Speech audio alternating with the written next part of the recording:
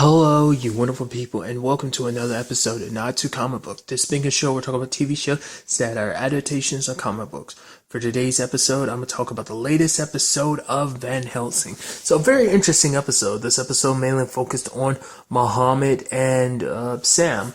It's kind of interesting because we end up kind of find out that the place that Sam ended up going to, that juvenile center place, that's the exact same place he was at before. So like, it's just kind of interesting, kind of everything kind of comes full circle because he was there when he was younger and he ended up coming back there later on after becoming a vampire, and now we're back there again this season because that's kind of where he found out who he was. It also seems like we finally find out where he gets the whole cutting off fingers things, because his dad kept pointing in his face like, oh, you're never going to see me again, you're not my son, and his Sam proceeded to bite his finger off, and it's like, okay, so that's where it stems from. Because it's typically in stuff like this, it's like, oh, serial killers like are reliving a certain thing over and over again. Every time he's cutting off people's fingers, I guess it's him kind of reliving his dad. So it's kind of like, oh, this is what made him. There was that security guard that was kind of his friend. There was those two people that kept beating him up, and he's just like, oh, I can protect you here, but you need to protect yourself out there. But then he ended up beating the crap out of the two people that beat the crap out of him, breaking one dude's jaw and just bashing another dude against the head. Still alive, but then proceeded to kill the security guard who was kind of his friend. What's really interesting is that he constantly sees like this cloaked figure. It seems like it's the same lady that came to Vanessa when her foster parents got into the car accident after they dropped Scarlett off. The person that came to Vanessa, we saw that, wasn't that at the beginning of, was that this? I want to say that was the second episode, wasn't it? It might have been. So, what is this thing, and why is it connected to both Vanessa and Sam? Is there a deeper connection between them, or is this like, because the question is, and I'm assuming, because it's a lady, but I don't think it's the Bob. Maybe it is. Back then, I feel like it wouldn't have been the Bob, like, because the Bob wore red then. I mean, who's to say the Bob hasn't changed since that was like quite a while back, because that was in Victoria ages and Victorian times, and now this is present day, so it's like, I don't know, maybe the Bob changed things up. But my initial thought was when it first popped up in like episode 2 at the beginning, it was kind of like, oh, it's got to be like an elder or something, right? I don't know. But why is it taking such an interest in Sam? Well, it turns out, it kind of makes sense because there's something that Sam has that it's like, bring it. Now, part of me is wondering, do you think that's supposed to be its totem, or what? What is so important about that thing? Because it looks almost like a pile of junk, because like he modified it with like putting teeth all around and stuff like that. So part of me is like, okay, so is it something he kind of put his own spin to it as well? He hid it away, but now that he's come back as a vampire and stuff, he ended up getting it because it's like, oh, it's now needed. It's basically something needed for the end. I wonder, is it like a key to something, like to make it so that vampires kind of continue their reign or something like that? But I kind of lean towards, again, potentially a totem. I don't know. I literally have no idea what that whole situation can end up being. It seems that basically he's trying to make Mohammed into someone who's worthy, because she's like, oh yeah, make sure that the person you bring with you is worthy. So he's trying to train Mohammed into, because it's interesting, because this is our first episode subsequently since Mohammed became a vampire where he isn't full on feral, where he's actually kind of got like more consciousness to him, that he's a little bit more Mohammed, just vampire Mohammed, because he's actually talking and stuff before. Like the last time we saw him this season, and then when we saw him last season, he wasn't really talking, he was just kind of vampire mode. So Sam is trying to teach him not to be so much of an animal, basically to kind of a little bit more control, like him to be a little more precise, that you kill and you eat, but you need control first, which we see him kind of get to it, but eventually Sam is like, no, you're messing up, you're not doing it right, because at one point he's about to attack this girl and it's kind of like, yeah, but then he messes up. So I'm still not 100% sure what it is that Sam's looking for in Muhammad. I guess before on some level he thought he found a kindred spirit, and that's why he put so much time in Muhammad now, because it's like, oh, Muhammad can be just like me. But I think Muhammad ended up letting him down to the point where it's like, when the whole Felix confrontation happened, I was like, oh, so he's locking Muhammad in there to kill Felix. But it's like, no, when the time came, he locked Muhammad in there and took Felix, because I guess after what Felix did, because I don't know. It's really hard to understand what it's all about. Maybe because Felix stood up for himself and kind of showed himself not to be so easily controlled by Sam or something. I don't know. I mean, when it's all said and done, it's like, I guess because Felix holds on to his own identity or something. I don't know.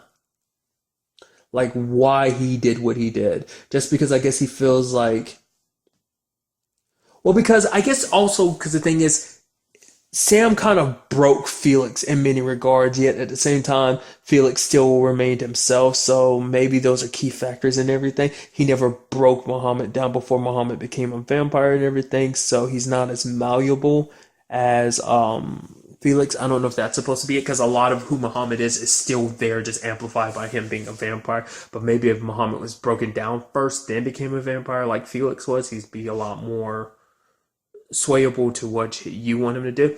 I don't know. That's just me kind of talking out of my ass. I have no idea like what really goes through Sam's mind. I'm not really understanding his whole deal, Because it's kind of interesting that all happened, because while he was teaching Muhammad, trying to get him under control, Felix was having his whole situation with one of the head Johnsons, who was trying to get him to kill the deer, kind of find his place, because he was the one that was kind of the most worried about bringing Felix forward after everything that had happened. But his partner was kind of like, no, you need to, because of everything Felix went through, he needs to be the one to kind of go through this. So I don't know. Maybe he has some kind of dynamic change that fit more of what Sam wants rather than Muhammad. Muhammad's just sadly locked behind, which is kind of interesting, because if anyone comes across that, if he doesn't bust out of there on his own, they're just going to probably knock him out themselves, which is interesting. Like, knock him out, I mean kill him potentially. I don't know. It depends on whether they think it's worth it or not, letting him out of there long enough to try and kill him. But yeah, I'm curious to see what happens there, because it's like, it was already to the point where Muhammad was already starving because Sam wasn't letting him eat, and now on top of that, he's kind of locked in there. So we'll see what ends up becoming of that. Just kind of another little interesting side note in this episode is Ivory and Scab are kind of being hunted down, but they're saved by other daywalkers. One bites Ivory, and then Ivory bites Scab. It's like, okay, we're going to go back and we're going to rule together. It is kind of interesting. It brings up a whole conversation of like, is she going to wear the mud mask again? Because that was more so to protect her skin from the sun, but it's like, you don't need it now that we're no longer affected by the sun. But for her, it's a symbol of the sisterhood, and the sisterhood saved her when she was being burned by the priest or whatever. And so for her, it's like she owes a debt to them, and she will never kind of abandon them no matter what. She'll always be a part of them, and that's part of being with the sisters, so she'll always brand it no matter what. It's actually kind of interesting because she held her own against all those vampires. She took them down all pretty hastily too. I mean, if it wasn't for the fact is that they heal crazy fast, she would have killed all of them single-handedly. So that's pretty impressive. Kind of interesting too, her protecting Scab like that. I mean, he is kind of like the head honcho for her and everything, so she kind of has to follow his orders. So that's why I guess she's more willing to protect him. But I guess at the same time, it's like maybe, I'd like to think it's more so on the level of like, they actually do care about each other, which is interesting. I feel like it's just an interesting dynamic of just kind of like I brought it up when they first popped up this season. It's like almost like they're arguing back and forth like a married couple, but here she's acting a little concerned for him. It's like, you stay back here, I'll kind of deal with things. So I don't know. It's just, there's some lovey-dovey kind of sweetness to it in that regard there. So I just think that's kind of interesting. But it turns out that most of the sisterhood has been wiped out by the time they return. So they're trying to turn who's left of the sisterhood into daywalkers as well. But they say humans. Now, what humans they're talking about? I wonder, are they talking about, the only other humans around that we know that are really around and kicking, I'd assume, are like some of our main protagonists, like Doc, Phil, Julius, and such. I'd assume maybe that group, maybe not, but I don't really know if there's any other human group really kicking like that. I mean, maybe that's kind of the whole point. I mean, But for someone to go after their sisterhood like that specifically, it makes you wonder, like, what's going on in that regard.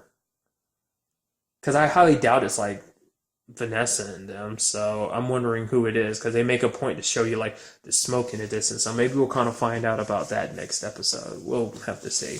But obviously, the thing I'm the most interested in is also like what's going on with like Sam, what his whole deal is with the Blackfield lady. What does this mean going forward for the Johnsons too? Is this kind of like, because as the last time we saw them in season 2, they'd gotten some people from, because you also, it's kind of sad when we actually look at and notice that some of the same actors from last season aren't there. You're like, oh, they probably didn't make it, or yeah, I'm kind of thinking they didn't make it, because there's also some of the surviving kids from the juvenile center. You don't see them there either. So either they got lost along the way, like they were lost when they trying to make their way going forward, or just, I don't know. It could just be a situation of like, yeah, they're kind of mixed in with the crowd. You just don't really realize it. I don't know. It might just be kind of representative of like, oh yeah, like none of those characters you got to know before are around, which is kind of sad.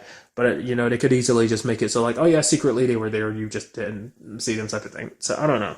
It is kind of interesting that we are cutting back to the, I mean, at least they didn't get completely like screwed over like the Theo/Eden group. I mean, it's like you literally brought him back this season just to show us Mohammed and Sam kind of tearing through them, which was depressing.